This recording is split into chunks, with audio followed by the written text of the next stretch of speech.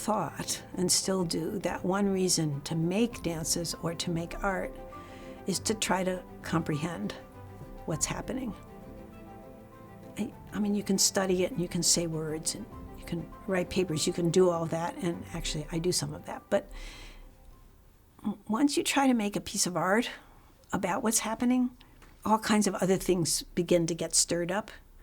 And when you take on that kind of subject matter, it forces the art to change. So if dance at that time was basically pretty abstract movement with people trying to invent movement that no one had ever seen before, or classical forms of the retelling of some of the great ballets, then I wasn't seeing very much about what I would consider important things in life. I know they get named political. And once you name something political, then people think you have a message. And then it gets all mixed up with how people view what you have made for them. But for me, the political, I wouldn't use the term political. I would say contemporary stuff happening that's just really tough to deal with. It was personal to me. Like, it felt personal. It didn't seem like it belonged on a shelf somewhere or that it belonged in Congress. Well, it needs to be there. But it was ours too. So I did a series of dances that I called docu-dances. And the docu-dances were meant to explicitly contend with some of this. I had done a few. I think maybe I was done with them, wasn't thinking about it so much. When I came across, and I don't know how I happened to hear this, I think maybe it was on the radio first, but this, that the government had commissioned a report entitled, "Reducing the Likelihood of Future Human Activities That Could Affect Geologic High-Level Waste Repositories." This is at a period of time when they're discussing where they're going to put the nuclear waste. In a mountain, under the sea. This report is really fat. It was about this big. I got it. I didn't read the whole report. It was unreadable to me. But I did take whole sections of the report and use in a piece that did a couple of things. But the part of the report that really caught my attention was this. It's a series of almost like hieroglyphics, and it is demonstrating that people should not enter the area. And why they did pictures is because the report says explicitly it's going to take 10,000 years for this stuff to detoxify. We don't think people will be speaking English in 10,000 years, so we need to leave some other way that we can get in, make sure that people don't go into the mountain. And so we decided to make a dance with this.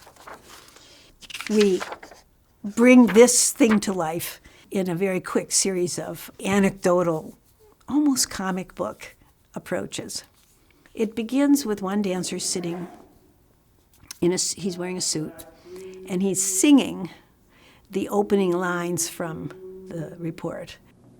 The disposal of radioactive waste in deep geologic formation. He sings it as if it's like in a monastery, and when he gets to the end of each of the phrases, as dancers enter, they say things like, "Amen," "You betcha," "Gotcha," things like that. It's very silly, but you do hear the language. And then the dancers start trying to verbalize what the report is saying, and they're arguing with each other, but it's all done.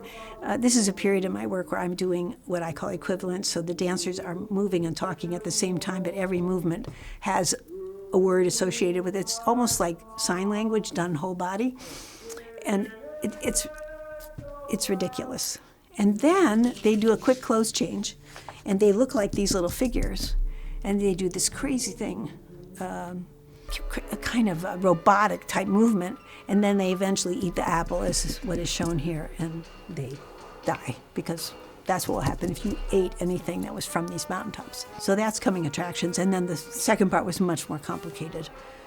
A high priestess, a whole thing, shamans, how we managed to develop these ideas.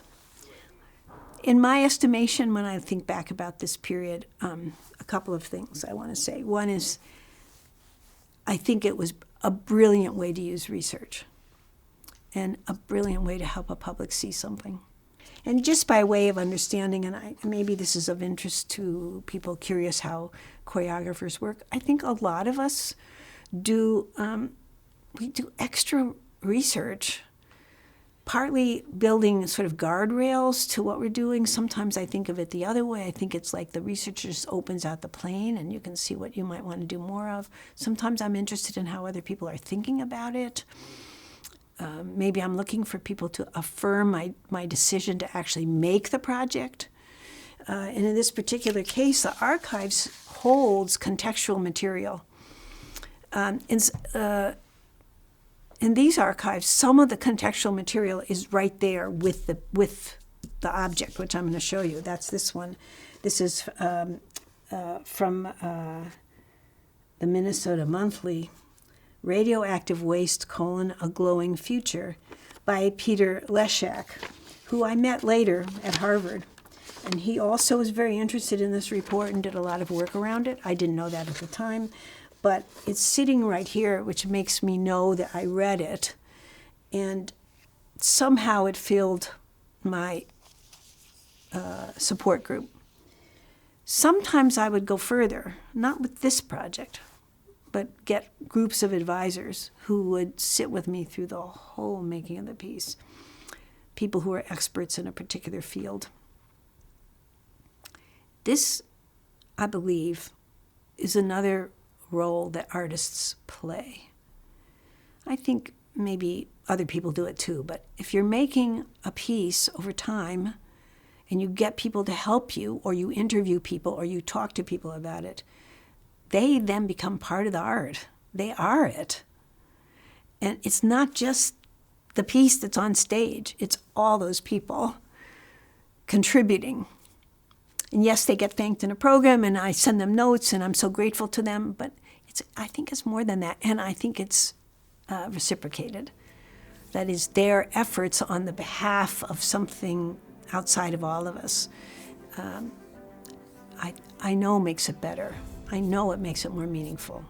And at least in my case, it contributes to my capacity to sustain myself and keep working.